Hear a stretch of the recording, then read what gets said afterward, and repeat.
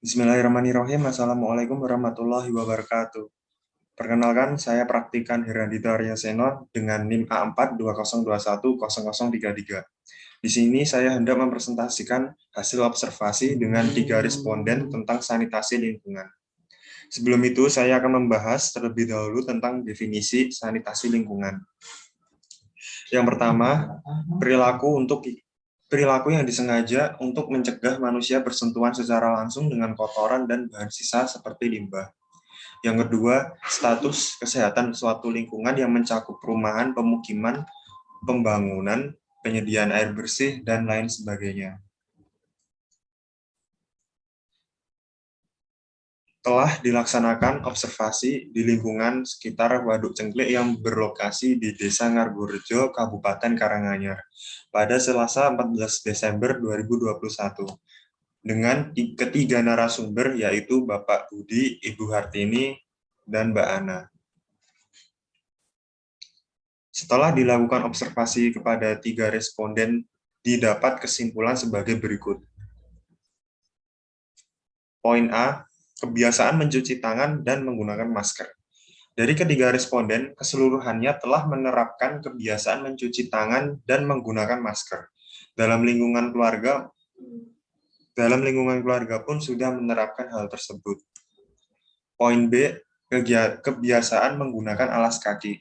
Dari ketiga responden, keseluruhannya telah menerapkan kebiasaan menggunakan alas kaki. Dalam lingkungan keluarga pun sudah menerapkan hal tersebut. Poin C, kebersihan kuku. Dari ketiga responden, keseluruhannya telah menerapkan kebersihan kuku. Dalam lingkungan keluarga pun sudah menerapkan hal tersebut. Poin D, formulir observasi sanitasi air bersih lingkungan. Dari ketiga responden sudah menggunakan toilet pribadi dan tidak lagi menggunakan jamban. Namun sistem sanitasi air bersih belum cukup bagus dikarenakan ketiganya masih mengandalkan air sumur dan sumber air tersebut memiliki radius yang dekat dengan pemotongan ayam dan sawah, serta saluran pembuangan yang dekat dengan sumur, dan terkhusus responden Bapak Budi, sumber airnya dekat dengan kamar mandi, tapi dirasa sudah cukup aman dalam artian memiliki saluran pembuangan yang berbeda jalur. Poin E, formulir observasi air bersih.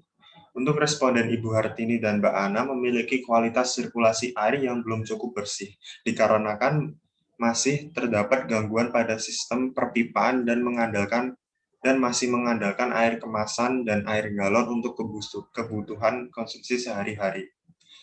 Dan untuk responden Bapak Budi sendiri tidak terdapat masalah sambungan pribadi dan gangguan pada sistem perpipaan sirkulasi air, dan menurut penuturan beliau tidak ada potensi pencemaran dari saluran air di rumahnya.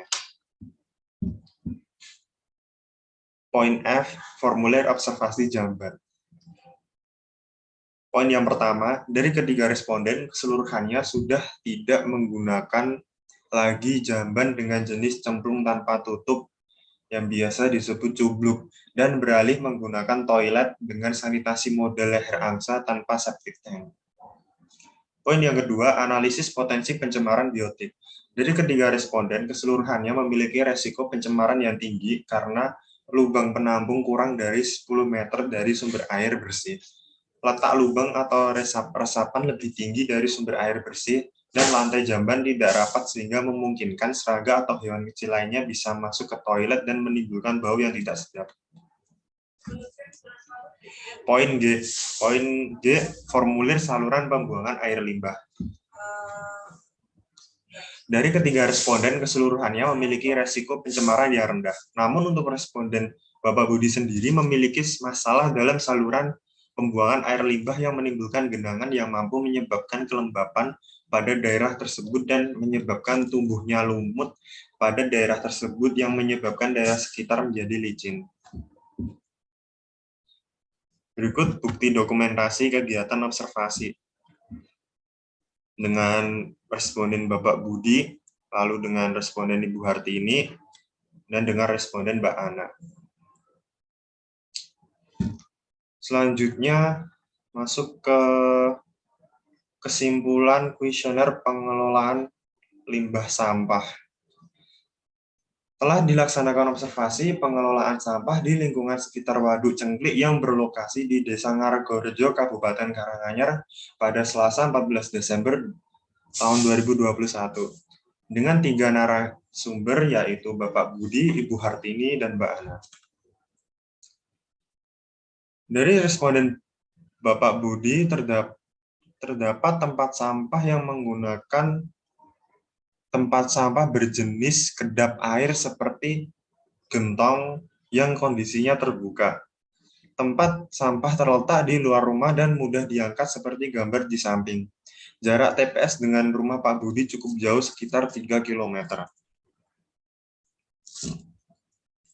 Dari responden Ibu Hartini dan Mbak Ana yang tinggal dalam satu komplek, tempat sampah menggunakan yang tidak kedap air seperti keranjang dan ban bekas dan kondisinya terbuka. Tempat sampah terletak di depan rumah dan mudah diangkat karena ukurannya ringan. Jarak TPS dengan rumah Bu Hartini dan Mbak Ana juga sama seperti responden Bapak Budi, yaitu 3 km. Berikut yang bisa saya sampaikan, jika ada salah kata mohon dimaafkan. Terima kasih. Wassalamualaikum warahmatullahi wabarakatuh.